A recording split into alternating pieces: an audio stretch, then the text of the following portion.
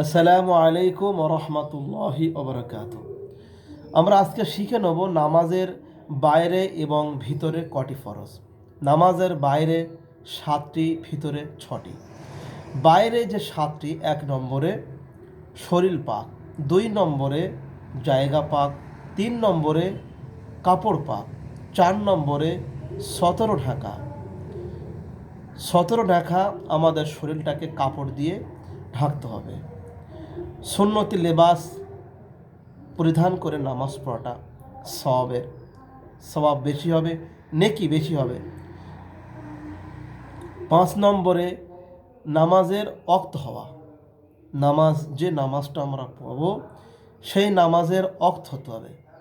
যদি ফজরের নামাজ পড়ি তো ফজরের ওয়াক্ত হতে হবে। যদি আমরা জোহরের নামাজ পড়ি জোহরের ওয়াক্ত হতে হবে।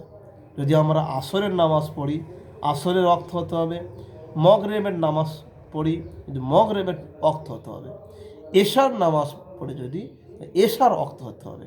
এই ওয়াক্ত মতো আমাদের নামাজ আদায় করতে হবে, এটা ফরজ। 6 নম্বরে কেবলামুখ হওয়া। কেবলা আমাদের খেয়াল করতে হবে। আমরা পৃথিবীর যে প্রান্তে আমরা থাকি না কেন, যে কিনারায় আমরা থাকি না কেন, আমাদেরকে ফলো করতে হবে কেবলাটা কোন সাইড। কেবলামুখ হয়ে নামাজ পড়া এটা ফরজ। এই ফরজ আমাদেরকে আদায় করতে হবে। যদি ছেড়ে যায় নামাজ হবে না। 7 নম্বরে নামাজের নিয়ত করতে হবে। যে নামাজটা পড়ব সেই নামাজের নিয়ত করতে হবে। এটা নামাজের বাইরে 7টি ফরজ, ভিতরে 6টি ফরজ। 1 নম্বরে তাকবীরে তাহরিমা করা। যখন হাত তুলে নিয়ত বাঁধি, আমরা আল্লাহু আকবার বলে নিয়ত যখন বাঁধছি, এইটাই তাকবীরে তাহরিমা, আল্লাহু আকবার। এটা আমাদের স্পষ্ট ভেবে আমাদের আল্লাহু আকবার, এটা ফরজ। এটা যদি আমরা না বলতে পারি, না বলি, এটা আমাদের যদি ফরজ যদি ছেড়ে যায় নামাজ হবে না।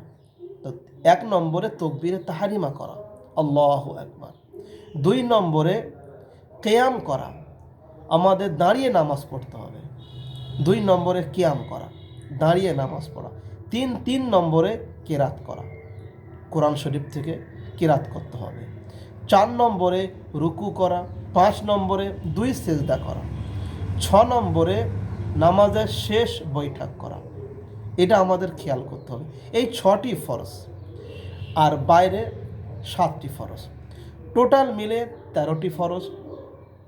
এই 13টি ফরজ আমাদেরকে, এই টোটাল 13টি ফরজের ভিতরে যদি আমাদের একটি ফরজ যদি আমাদের ছেড়ে যায়, আমাদের নামাজ হবে না। তো আমাদের বাইরে এবং ভিতরে আমাদের সবসময় ফলো করতে হবে।